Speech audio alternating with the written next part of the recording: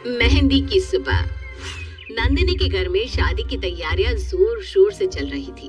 हर तरफ साज सजावट थी। अपने घर में इतनी खुशी देख नंदिनी अपने होने वाले पति राहुल को कॉल करती है। Rahul, thank you her for तरफ वॉचिंग कितनी चमक हमारी है, प्यारी सब कितने खुश है ना। हाँ नंदिनी, आखिरकार हमारी फैमिली इस शादी के लिए मानी गई। हमारा इतना पुराना रिलेशन आखिरकार कामयाब हो ही गया। हाँ राहुल, फाइनली कल हमारी मेहंदी है और परसों शादी। इसके बाद हमारे साथ साथ हमारे परिवार वालों के बीच भी एक गहरा संबंध बन जाएगा। देखो ना कितनी खुशी है। नंदिनी और राहुल आपस में बात कर ही रहे थे, तभी वहाँ नंदिनी की भाभी सुमित्रा आती है और उसके हाथ से फोन छीनकर कहती है, नंदोई जी, आपकी परसों शादी है। शादी के बाद आप अपनी नंदिनी को खुद से अलग मत होने देना। पर अभी रात ज्यादा हो गई है, इसलिए भलाई इसमें ही है कि अभी आप भी सो जाओ और मेरी प्यारी ननद को भी सोने दो। सुमित्रा अपनी बात खत्म करके उसका कॉल कट कर देती है और नंदिनी के साथ सो जाती है। कुछ ही घंटों बाद सुबह हो जाती है और सुबह से कब दोपहर हो जाती है किसी को पता ही नहीं चलता। दोपहर में लड़के वाले नंदिनी के घर आते हैं, यानी कि राहुल की माँ, सुमित्रा बहन, नेहा और देवर किशन नंदिनी के घर आते हैं। उनको अपने घर पर देखकर नंदिनी की माँ नीलम उनसे कहती है, अरे समधन जी, आप आइए आइए, बैठिए बैठिए। हाँ हाँ जरूर। वैसे हम तो यहाँ बस ये देखने आए थे कि यहाँ की तैयारियाँ कैसी चल रही है। आपको दिक्कत तो नहीं है ना? अरे नहीं नहीं समधन जी, कैसी बात कर रही हैं आप? हमें कोई दिक्कत नहीं है। नीलम और सुमित्रा आपस में बात कर ही रहे थे, तभी बीच में नेहा और किशन बोलते हैं, आंटी जी, आप और मम्मी को ना बात कर लेनी चाहिए और हमें अपनी होने वाली भाभी के पास जाना चाहिए। क्या आप बता सकती हैं हमारी भाभी कहाँ है?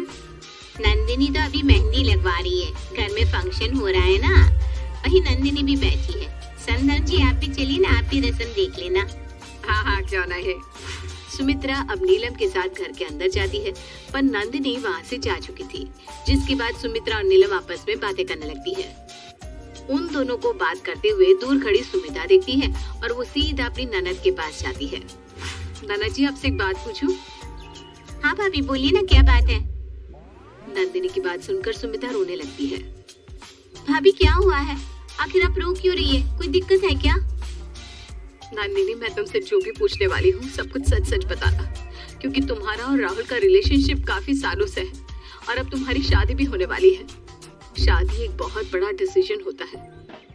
जब तुम लोगों ने शादी की बात की तब तुम लोगों ने दहेज की बात नहीं की थी, तो अब तेरे ससुराल वाले दहेज लेने कैसे आ गए?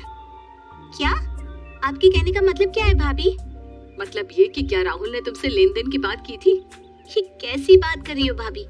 राहुल को दहेज नहीं चाहिए, और जब मैंने राहुल की बात मम्मी पापा से करवाई थी तब भी राहुल और उसकी फैमिली ने दहेज लेने से साफ इनकार कर दिया था। अच्छा, अगर ऐसी बात है तो तुम्हारे ससुराल वाले यहाँ क्या करने आए हैं? मैंने सुना कैसे वो तुम्हारी सास माँ जी को पैसे के लिए फोर्स कर रही थी। अपनी भाभी की बात सुनकर नंदिनी को एक धक्का लगता है। उसको समझ में नहीं आ रहा था कि अब वो क्या करे। कल राहुल और उसकी शादी थी। नंदिनी को चिंता में देख उसकी भाभी कहती है, देखो नंदिनी, तुम जानती हो इस शादी में कितना खर्चा हो रहा है। एकदम से पैसा लाकर देना पॉसिबल नहीं है। एक बार तुम राहुल से बात करो, क्या पता राहुल कुछ कर सके। नहीं भाभी, ये दोनों माँ बेटे मिले हुए हैं। माँ सही कहती थी, ये सही नहीं है, पर मैं ही नहीं मानी।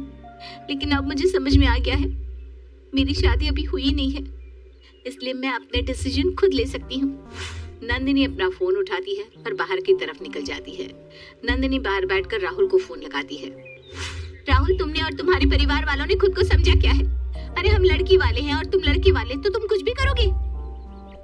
अरे नंदिनी, पर हुआ क्या है? तुम मुझ पर अचानक भड़क क्यों रही हो? मैंने और मेरे परिवार वालों ने ऐसा क्या कर दिया? क्या कर दिया? ये पूछो क्या नहीं किया।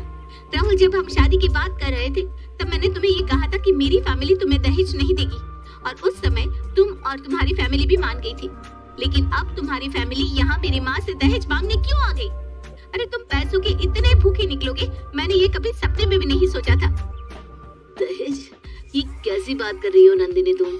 मैंने दहेज के लिए पहले भी मना किया है और आज भी कहूँगा कि मुझे तुमसे कोई दहेज नहीं चाहिए। प्लानिंग तो तुम्हारी सच में बहुत अच्छी है। तुम इस तरह नाटक करोगी और इससे तुम माँ बेटे मेरी नजर में भी बुरे नहीं बनोगे। शादी भी हो जाएगी और तुम्हें पैसा भी मिल जाएगा। क्यों? नंदिनी, ये क्या बकवास कर रही हो तुम? जब मैं तुम्हें कह रहा हूँ कि ऐसा कुछ नहीं है तो तुम मेरी बात मान क्यों नहीं रही? अच्छा, अगर ऐसा है तो तुम्हारी फैमिली यहाँ क्या कर रही है? देखो राहुल, अगर यही रहा ना तो मैं ये शादी नहीं करूंगी। तुम्हारा दिमाग तो खराब नहीं हो गया ना? ये कैसी बहकी बातें कर रही हो तुम? नंदिनी राहुल की एक नहीं सुनती और कॉल कट कर अपने कमरे में चली जाती है। वहीं राहुल गुस्से में अपना हाथ दीवार पे मारता है। राहुल को इतना गुस्सा करता उसका एक दोस्त वरुण देख लेता है, जिसके बाद वरुण राहुल के हाथ को पानी में रखकर उससे कहता है, क्या हुआ राहुल, इतना गुस्सा क्यों कर रहा है? आखिर हुआ क्या है? वरुण की बात सुनकर राहुल इमोशनल होकर उसे सारी बात बता देता है। वरुण, मैं तो कुछ कर नहीं सकता, पर तुझे इस बात का पता लगाना होगा। पता लगा और बता कि आखिर ये सब चल क्या रहा है। आखिर कौन है जो नंदिनी को इस तरह से भड़का रहा है? पर हाँ, ध्यान रहे, ये बात फैमिली तक नहीं जानी चाहिए। राहुल की बात सुनकर अब वरुण अपने एक दोस्त राज के साथ नंदिनी के घर पहुंच जाता है। अरे वरुण, राज, तुम दोनों यहाँ? कोई काम था क्या? नहीं आंटी जी, हमें यहाँ कोई काम नहीं है। हम तो यहाँ नंदिनी से मिलने आए हैं, क्योंकि बस आज तक के लिए नंदिनी हमारी दोस्त है, उसके बाद वो हमारी भाभी बन जाएगी। इसलिए आखिरी बार हम अपने दोस्त को देखना चाहते हैं। हाँ, जरूर देखो बेटा, वो अपने कमरे में ही है। वरुण और राज अब भागते हुए नंदिनी के पास जाते हैं। वरुण और राज को देखकर नंदिनी समझ जाती है कि उन दोनों को किसने भेजा होगा। क्यों आए हो तुम दोनों यहाँ पर? अगर राहुल की तरफ से कोई सफाई देनी है तो मुझे कुछ नहीं सुनना। अरे नंदिनी, तो पागल हो गई है क्या? कल तेरी शादी है और आज तू शादी तोड़ने की बात कर रही है। हाँ तो क्या करूँ? माँ को दहेज देने दो। अरे राहुल की फैमिली अपनी जुबान पर क्यों खरी नहीं उतरी? तेरा दिमाग खराब हो गया है क्या? तब से रट लगाए बैठी है दहेज दहेज। अरे किसने कहा तुझे कि यहाँ दहेज लेने आई है? अरे हद होती है यार। एक बार तूने अपनी माँ से पूछा कि उनको दहेज के लिए बोला भी गया है या नहीं? वरुण, हम यहाँ पर शांति से बात करने आए ना, शांत हो जा। Okay, I am sorry. Nandini, तुझे ये दहेज वाली बात किसने कही? भाभी ने। नंदिनी, अब तो मेरा भी मन कर रहा है तुझ पर गुस्सा करने का। अरे तू कल से एक घर संभालेगी और तेरा बचपना अभी तक नहीं गया। अरे ऐसा भी तो हो सकता है ना कि ये खबर ही झूठी हो। पर भाभी झूठ क्यों कहेंगी? भाभी झूठ क्यों कहेंगी ये तो अब उनसे ही पता चलेगा। इतना बोलकर राज उसकी भाभी और उसकी माँ नीलम को उसके पास लाता है। राज बेटा, समधन जी नीचे अकेली बैठी हैं। उनके सामने तुम मुझे ऐसे यहाँ क्यों लेकर आया? आंटी जी, अभी सब पता चल जाएगा। नंदिनी, अब तुम अपने सारे सवाल पूछो। माँ, राहुल की मम्मी ने आपको दहेज के लिए बोला है। ये क्या बोल रही है? पागल हो गई है क्या? वो तेरी होने वाली सास है और तू अपनी सास के बारे में ऐसा बोल रही है। राज बेटा, ये सब क्या हो रहा है? क्या कह रही है ये? यही तो हमें भी नहीं पता आंटी।